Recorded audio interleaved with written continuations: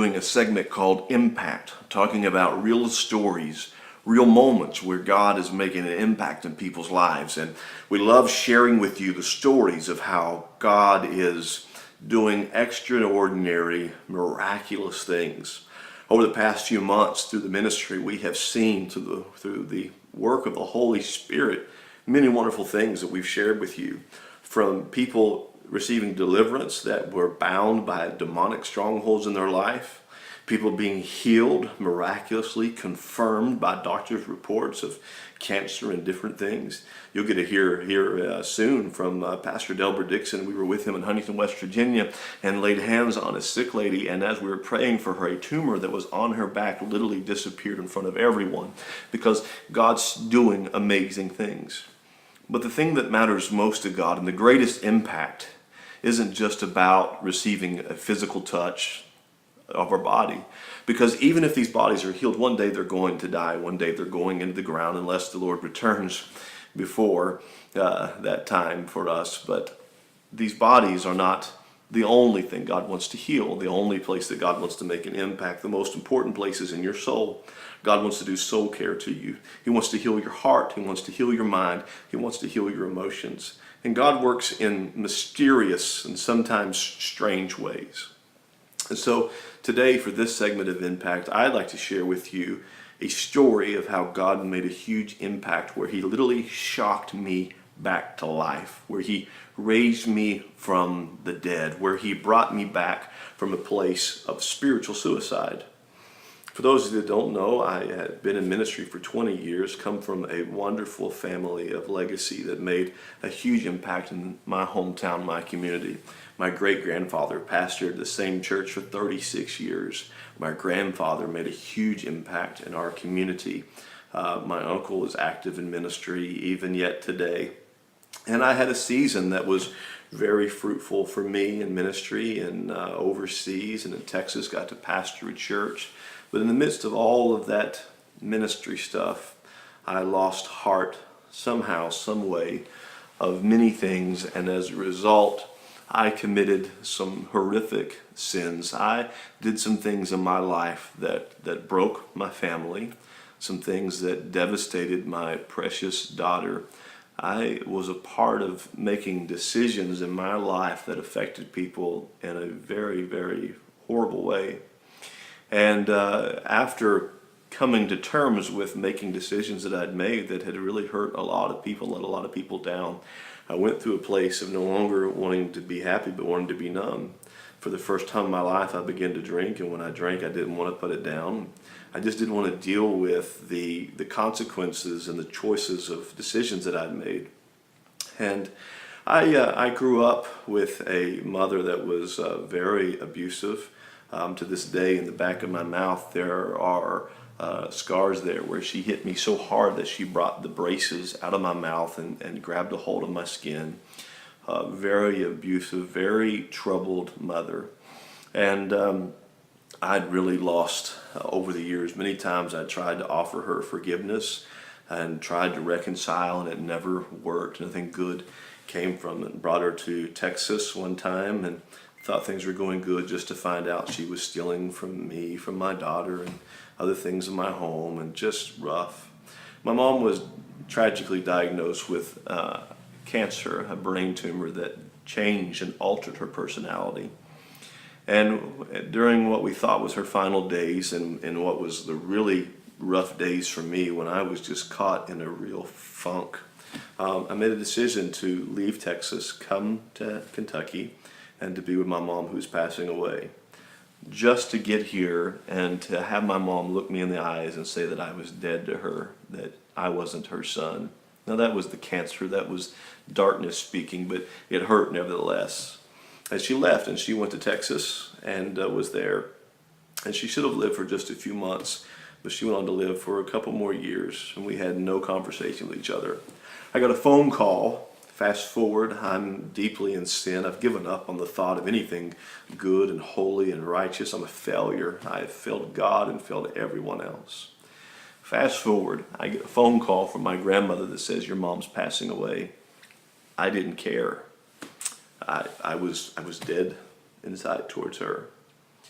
But my grandmother said that Red Cross is going to send her here to Kentucky, and we're going to need to pick her up and take her to the nursing home.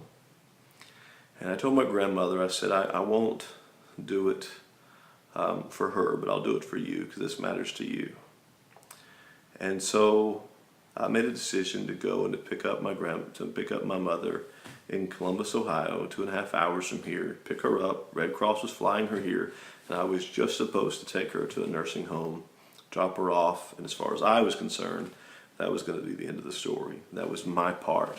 This was me really doing a whole lot for a lady that had done a lot of wrong in my life.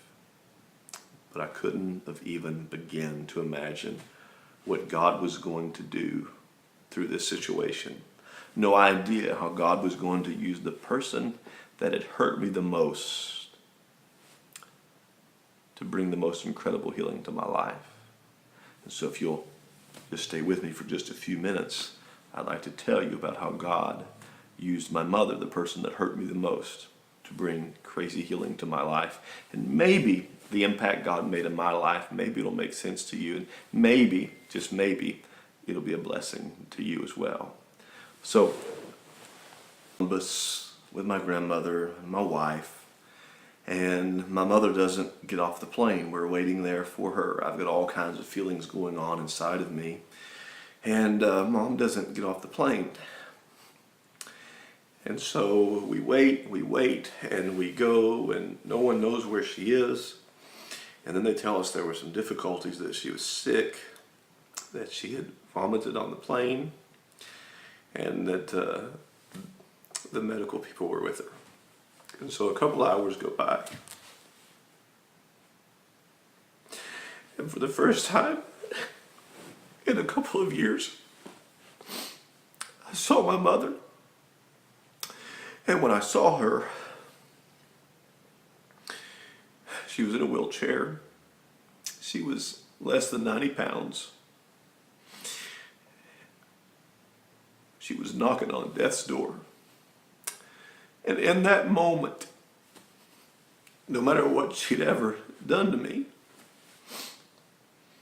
there was an awareness that that's Mom. In that moment, even though she didn't ask me for forgiveness, and even though I didn't sit and think about forgiveness, something on the inside of me happened to where what I thought she owed me was canceled. And that's what forgiveness is the cancellation of debt. There was a forgiveness that happened instantly, and I just cared for my hurting mother. And that long drive, getting her from there to Columbus, was a long drive. We didn't make it. We had to stop at a hospital, and she was in and out of her right mind. Didn't appear that she was going to live, but just days. But she went on to live a couple more months. We got her into a nursing home, and it was about an hour from my house, and I was driving every other day to go and see her. And in the last days of her life, she went blind, and she would go back in her mind and think she was a kid. I'd be taking her through a wheelchair, and she'd be grabbing at things that wasn't there, thinking that she was jewelry shopping one time. Another time she thought she was picking up grapes and eating grapes. Very confused. When I would leave her, I would stand in the corner of a bed of the room and just look at her for just a moment and just watch and then leave.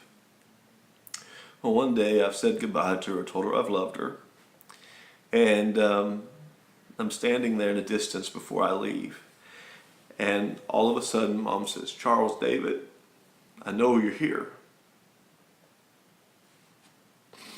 And I said, "Yeah, Mom, I'm here." And so I walked over to her, and she said, "David," she said, "are you still preaching?" And I said, "No, Mom, I'm not preaching." Said, "Why not?" I said, "Mom, I'm not the guy that I used to be." She didn't know about all the mishaps. She'd been battling with the sickness. She didn't know that I'd gone through a divorce and this and that. And I just said, "I'm not that guy, Mom." I said, "I've made a lot of bad choices." And she said to me, she said, "David," she said, "there's a lot of people just like me that have lived their whole life wrong." And she told me, she said, but there's forgiveness through God. And she said, God's forgiven me. She said, God gave you a voice, boy, to tell people like me before they leave this world and go to the next world that there's hope.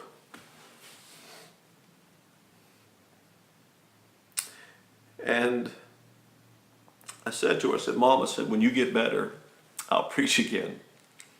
And she grabbed a hold of me so tight that it left place on my arm where she'd grabbed so tight. And she said, boy, don't you wait on me. God's forgiven me. He's forgiven you. He gave you a voice. Don't wait on me. It's the last good conversation I had with my mother in her right state of mind. From that, she went back to a childhood mentality and stayed there until the day she passed. When she passed away, I decided to honor my mom. I would do her funeral. Came with so much criticism. How could you ever stand in front and preach, even at a funeral after, things you've done? I was just trying to honor Mom. Got through the service, and a guy met me at the end of it and said, "You gonna start preaching?" I said, "I don't know." He said, "If not, you really dishonored your mom in this. God spoke to you through her." And he did. God brought me back alive. And finally, I made the decision that God forgave me, that God's forgiveness is real, that there's no sin, there's no dirt, there's nothing too dirty that the blood of Jesus cannot absorb. And through that word of my mother, through that promise, through that word as she was leaving and stepping into eternity, through that reminder that people are leaving this world and going to the next world and they need to know there's forgiveness, God revived me. He brought me back to spiritually being alive. I told my wife, I said, "I'm ready to preach." She said, "Where are you going to preach?" I said, "I don't know." I said, "But I've settled it in my prayer closet. The Lord said, you're going to preach." Then 30 minutes, the church called me and said, "Will you come preach this Sunday?" I said, "I'm not the guy you see all over the internet and YouTube anymore. I've fallen, I've done this." I said, "We don't care. We believe in grace and restoration. We want to have you." Went to go preach that night. That very next morning, a miracle that could only be God happened in my life. And I've been flowing in it since. So God still raises the dead. He raised me the dead.